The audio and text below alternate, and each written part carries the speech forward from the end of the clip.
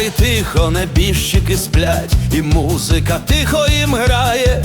Там дядько Гаврило і дядько Петро тихесенько пісню співають. О Боже, який гарний світ, чого ж ти його покидаєш?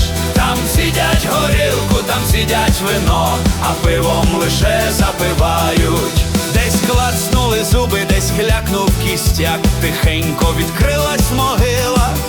Там тітка Варварка відкрила свій гріб, питається кума Гаврила: чи є ще горілка, чи є ще вино, чи бігти по фляжку чорнила? О Боже, який гарний світ, чого ж ти його покидаєш? Там сидять горілку, там сидять вино, а пивом лише запивають.